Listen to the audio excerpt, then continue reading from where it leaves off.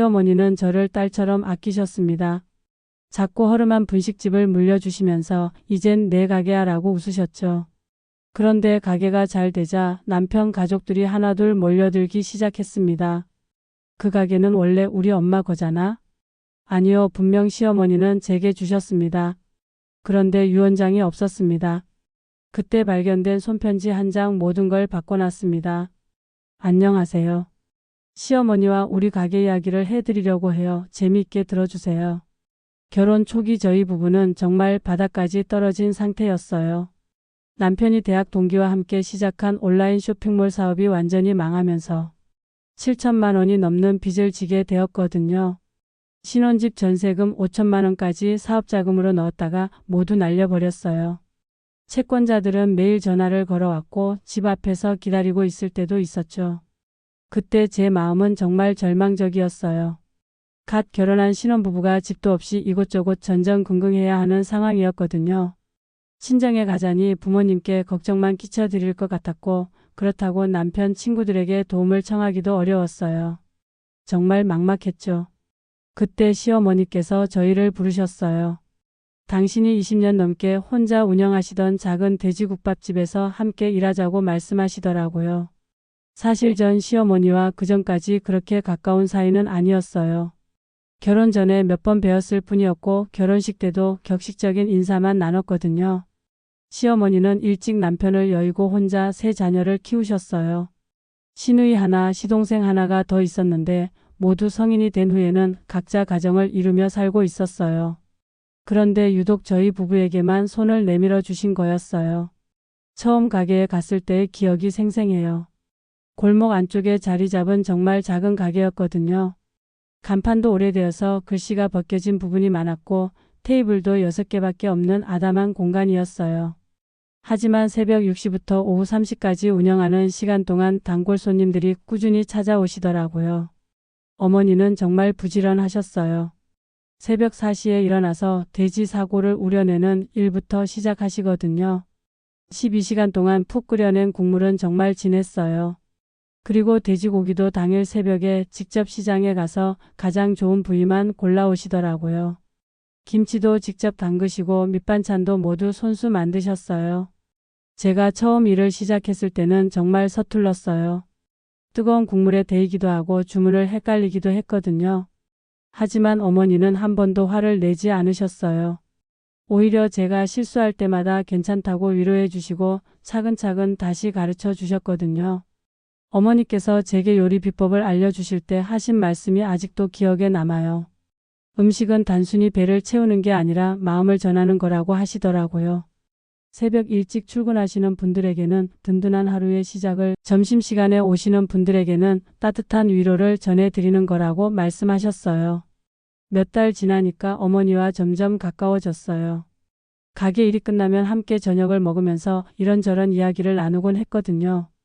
어머니는 제게 며느리라기보다는 친딸처럼 대해주셨어요. 가끔은 제가 친정어머니보다 시어머니께 더 편하게 느낄 정도였어요. 어머니께서 자주 하시던 말씀 중에 하나가 있어요. 언젠가는 이 가게가 제 것이 될 거라고, 제가 이 가게를 진짜 사랑한다는 걸 아신다고 하시더라고요.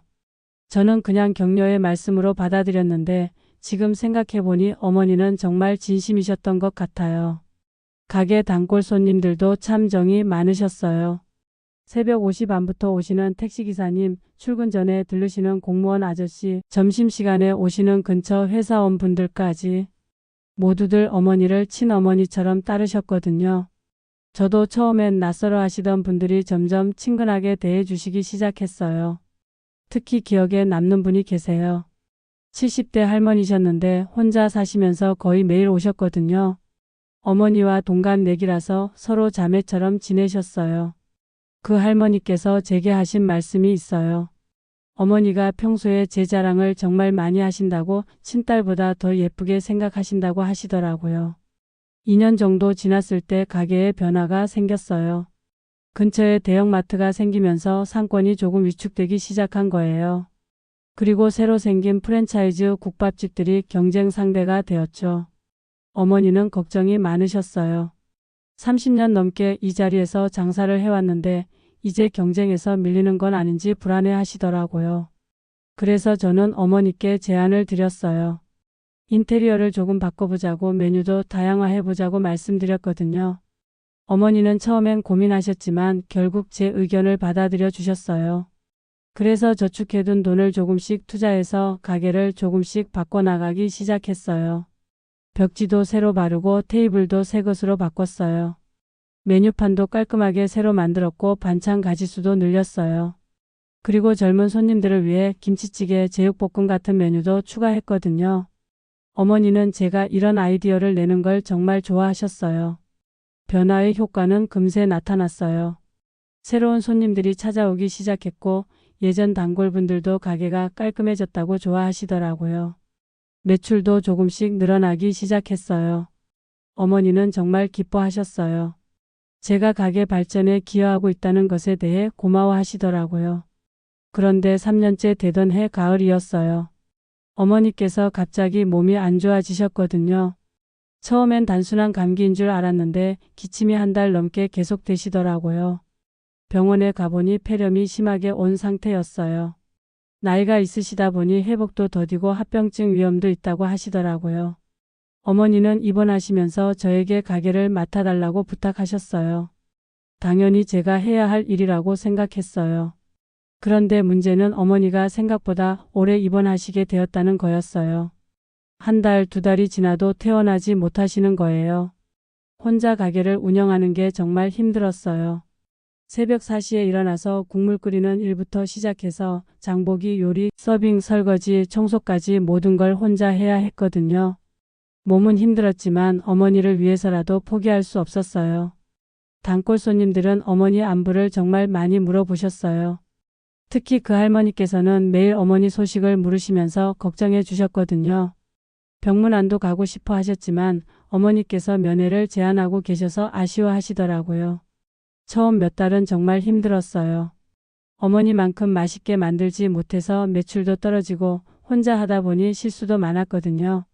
주문이 밀리면 손님들이 기다리시느라 불편해하시고 저도 스트레스를 많이 받았어요. 한때는 가게를 닫을까 생각까지 했었어요. 하지만 단골 손님들이 힘이 되어 주셨어요. 맛이 조금 다르더라도 이해해 주시고 오히려 격려해 주시는 분들이 많았거든요. 그 할머니께서는 매일 오셔서 제가 만든 음식을 드시면서 맛있다고 말씀해 주셨어요. 지금 생각해 보니 정말 고마운 분들이었어요. 몇 달 지나면서 조금씩 요령이 생겼어요. 미리 준비할 수 있는 건 전날 밤에 해두고 효율적으로 일하는 방법을 터득하게 되었거든요. 그리고 어머니 레시피를 연구해서 맛도 점점 비슷하게 만들 수 있게 되었어요. 더 나아가서 제만의 아이디어도 조금씩 추가해 봤어요. 젊은 손님들을 위해 매운 국밥도 만들어보고 야채를 더 많이 넣은 건강한 버전도 시도해 봤거든요. SNS에 가게 사진을 올리기도 했어요. 젊은 손님들이 좋아하시더라고요. 그런데 6개월 정도 지나면서 예상치 못한 일이 벌어졌어요. 가게가 입소문을 타기 시작한 거예요. 처음엔 동네 맛집으로 소문이 났는데 점점 멀리서도 찾아오시는 분들이 늘어나기 시작했거든요. 특히 젊은 분들이 SNS에 올린 후기들이 화제가 되면서 대기줄이 생길 정도로 인기가 많아졌어요. 매출도 어머니 때보다 훨씬 좋아졌어요. 하루에 200그릇 넘게 팔리는 날도 있었거든요. 물론 그만큼 일도 많아졌지만 보람도 컸어요. 어머니께서 병원에서 이 소식을 들으시고 정말 기뻐하시더라고요. 그런데 문제는 그때부터 시작되었어요.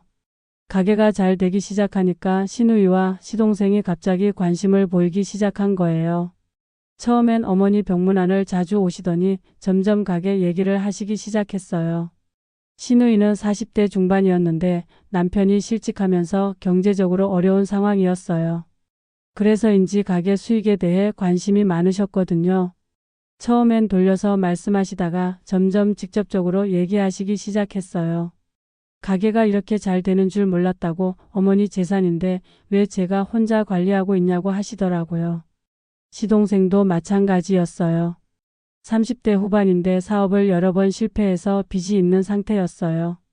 가게 매출이 좋다는 소식을 들으시고는 자기도 가게 일에 참여하고 싶다고 하시더라고요. 아니면 매달 일정 금액을 나눠달라고 요구하시기도 했어요. 저는 정말 황당했어요. 어머니가 아프실 때 아무도 도와주지 않았으면서 가게가 잘 되니까 갑자기 나타나서 권리를 주장하는 게 이해가 안 갔거든요. 제가 새벽부터 밤늦게까지 피땀 흘려서 일군 결과인데 그걸 나눠달라고 하는 게 말이 안 된다고 생각했어요. 시누이는 특히 강하게 나오셨어요. 어머니가 돌아가시면 가게는 법적으로 자식들이 상속받는 게 맞다고 며느리가 독차지할 수 있는 게 아니라고 주장하시더라고요. 그리고 지금도 어머니 명의로 되어 있는 가게를 제가 마음대로 운영하고 있다고 비난하시기도 했어요. 남편은 정말 곤란해했어요. 가족끼리 이런 다툼이 생기는 걸 원하지 않는다면서 어떻게든 원만하게 해결하자고 하시더라고요. 가게 수익을 일정 비율로 나눠서 형제 자매들에게 주는 것도 고려해보자고 제안했어요. 하지만 저는 그럴 수 없다고 했어요. 상황이 점점 복잡해지면서 저도 스트레스를 많이 받았어요. 가게 일도 바쁜데 이런 가족 문제까지 생기니까 정말 힘들었거든요. 어머니께는 이런 일로 걱정을 끼쳐드리고 싶지 않아서 말씀드리지도 못했어요. 그러던 중에 시누이가 더 적극적으로 나오기 시작했어요. 변호사까지 선임해서 법적 대응을 하겠다고 하시더라고요. 어머니가 정식으로 유언을 남기지 않았으니 상속법에 따라 자식들이 균등하게 상속받는 게 맞다고 주장하셨어요. 저도 할 수 없이 변호사를 찾아갔어요. 그런데 상황이 생각보다 복잡하더라고요. 가게 건물은 월세고 사업자 등록증과 각종 허가증은 모두 어머니 명의로 되어 있었거든요. 법적으로는 어머니가 돌아가시면 자식들이 상속받게 되어 있다고 하더라고요. 변호사는 어머니께서 정식으로 유언장을 작성하시거나 생전에 가게를 제 명의로 넘겨주시는 게 가장 확실한 방법이라고 조언해 주셨어요. 하지만 어머니께서 병원에 계시는 상황에서 이런 얘기를 꺼내기가 어려웠어요. 시댁 식구들의 압박은 점점 더 심해졌어요. 심지어 가게 앞에까지 찾아와서 큰 소리를 내는 일도 있었거든요. 단골 손님들이 무슨 일이냐고 물어보실 정도였어요. 정말 창피하고 스트레스가 극에 달했어요. 어느 날은 시누이가 가게 열쇠를 달라고 하시더라고요. 자기도 가게 일을 도와주겠다면서 말이에요. 하지만 저는 거절했어요. 지금까지 혼자 해왔는데 갑자기 개입하시는 게 이해가 안 갔거든요. 그런 상황이 한 달 정도 계속되었어요. 정말 힘들었어요. 가게 일도 바쁜데 매일 이런 스트레스를 받으니까 몸도 마음도 지쳐갔어요. 어머니께서 빨리 회복하셔서 이 상황을 정리해 주셨으면 좋겠다고 간절히 바랐어요. 그러던 어느 날이었어요. 어머니 병실을 정리하러 집에 갔는데 어머니 방 서랍을 정리하다가 우연히 낡은 편지 봉투를 발견했거든요. 제 이름이 적혀 있는 걸 보고 뭔가 싶어서 열어봤는데 어머니 친필로 쓰여진 편지가 들어 있었어요. 편지를 읽는 순간 정말 깜짝 놀랐어요. 어머니께서 가게를 저에게 물려주고 싶다는 내용이 자세하게 적혀 있었거든요. 언제 쓰신 건지 확인해 보니 제가 가게에서 일한 지 1년 정도 되었을 때였어요.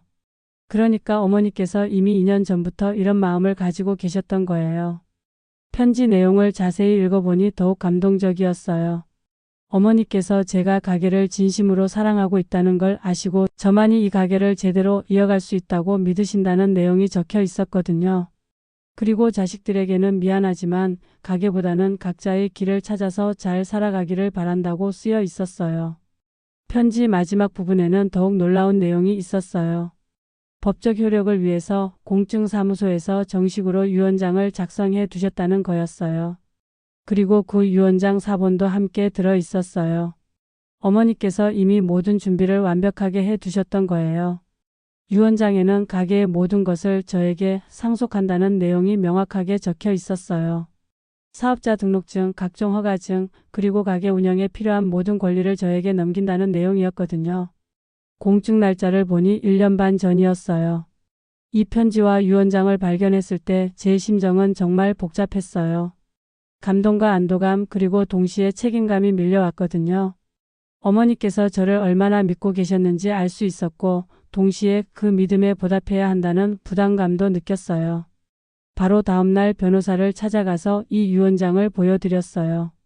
변호사께서는 공증을 받은 정식 유언장이니까 법적으로 전혀 문제가 없다고 하시더라고요. 이제 시댁 식구들의 주장에 대해 걱정할 필요가 없다고 안심시켜 주셨어요. 시댁 식구들에게 이 사실을 알렸을 때 반응이 정말 다양했어요. 신우이는 처음엔 믿지 않으시더라고요. 그런 유언장이 있다면 왜 진작 말하지 않았냐고 화를 내시기도 했어요. 하지만 변호사를 통해 정식으로 확인받고 나니 더 이상 뭐라고 할 수 없으셨죠. 시동생은 조금 다른 반응을 보이셨어요. 어머니께서 그렇게 결정하셨다면 존중해야 한다고 하시더라고요. 하지만 앞으로 형편이 어려우면 가끔 도움을 요청할 수도 있다고 말씀하셨어요. 남편은 정말 안도하더라고요. 가족 간의 갈등이 법적으로 해결되어서 다행이라고 하시면서 앞으로는 어머니 뜻을 존중해서 가게를 잘 운영해달라고 부탁하시더라고요. 하지만 이 일 이후로 시댁과의 관계는 많이 어색해졌어요. 신우이는 아직도 서운함을 감추지 못하시는 것 같고 명절이나 가족 모임에서도 예전처럼 편하지 않아요. 어쩔 수 없는 일이라고 생각하지만 마음 한편으로는 아쉬움도 있어요. 어머니께서는 이 모든 일을 알고 계셨을까요? 제가 편지를 찾았다는 소식을 들으시고 정말 기뻐하시더라고요. 이제 걱정 없이 가게를 운영할 수 있겠다고 당신의 선택이 옳았다고 말씀하셨어요. 어머니는 결국 1년 후에 돌아가셨어요. 마지막 순간까지 가게 걱정을 하셨거든요. 제가 혼자서 잘할 수 있을지, 손님들이 계속 찾아와 줄지 걱정스러워 하셨어요. 하지만 저는 약속드렸어요. 어머니께서 남겨주신 가게를 더욱 발전시켜서 많은 사람들에게 사랑받는 곳으로 만들겠다고요. 어머니 장례식 때 정말 많은 분들이 와주셨어요. 가게 단골 손님들은 물론이고 동네 상인분들 그리고 어머니를 알고 계셨던 많은 분들이 조문을 와주셨거든요. 그때 깨달았어요. 어머니께서 30년 동안 쌓아온 인맥과 신뢰가 얼마나 소중한 것인지 말이에요. 장례식 이후 가게를 다시 열었을 때 걱정이 많았어요. 어머니가 안 계시는 가게를 손님들이 계속 찾아와 주실지 확신이 없었거든요. 하지만 다행히 단골 손님들은 변함없이 찾아와 주셨어요. 오히려 어머니를 그리워하시면서 저를 더욱 따뜻하게 대해 주시더라고요. 지금은 어머니 돌아가신 지 3년이 지났어요. 가게는 이제 이 지역에서 꽤 유명한 맛집이 되었거든요. 평일에도 줄을 서서 기다리시는 분들이 계시고 주말에는 더 말할 것도 없어요. 멀리서 찾아오시는 분들도 많아서 가끔은 죄송할 정도예요. 매출도 어머니 때와 비교하면 3배 이상 늘었어요. 직원도 2명 더 고용했고 가게 규모도 옆 상가까지 확장했거든요. 하지만 기본적인 맛과 정성은 어머니 때와 똑같이 유지하려고 노력하고 있어요. 요즘은 가게 운영뿐만 아니라 다른 일도 하고 있어요. 요리 유튜브도 시작했고 가게 이야기를 담은 책도 준비 중이에요. 많은 사람들이 저희 가게 스토리에 관심을 보여주시거든요. 시어머니와 며느리가 함께 일군 가게 이야기가 감동적이라고 말씀해 주세요. 가끔 새로운 직원을 뽑을 때면 어머니가 저를 가르쳐 주셨던 방식을 그대로 따라해요. 단순히 기술만 가르치는 게 아니라 음식에 대한 마음가짐부터 시작하거든요. 손님 한 분 한 분이 모두 소중한 분들이라는 걸 잊지 말라고 항상 이야기해요. 직원들도 처음엔 힘들어하지만 시간이 지나면 이 가게만의 특별함을 이해하게 되더라고요. 단순히 돈을 벌기 위한 일이 아니라 사람들에게 따뜻함을 전해주는 일이라는 걸 깨닫게 되는 것 같아요. 지난해에는 정말 뜻밖의 일도 있었어요. 방송국에서 연락이 와서 가게 이야기를 다큐멘터리로 제작하고 싶다고 하더라고요. 시어머니와 며느리의 아름다운 이야기라며 많은 사람들에게 감동을 줄 수 있을 것 같다고 하시더라고요. 처음엔 망설였어요. 우리 가족사가 방송에 나가는 게 부담스러웠거든요. 특히 시댁 식구들과의 갈등 부분은 민감한 문제라고 생각했어요. 하지만 제작진에서 긍정적인 메시지에 집중해서 만들겠다고 약속해 주셔서 출연하게 되었어요. 방송이 나간 후 반응이 정말 뜨거웠어요. 시청자들이 댓글로 응원 메시지를 정말 많이 보내주셨거든요. 특히 며느리와 시어머니 관계로 고민하시는 분들이 많이 공감해 주셨어요. 그리고 가게에도 전국에서 손님들이 찾아오기 시작했어요.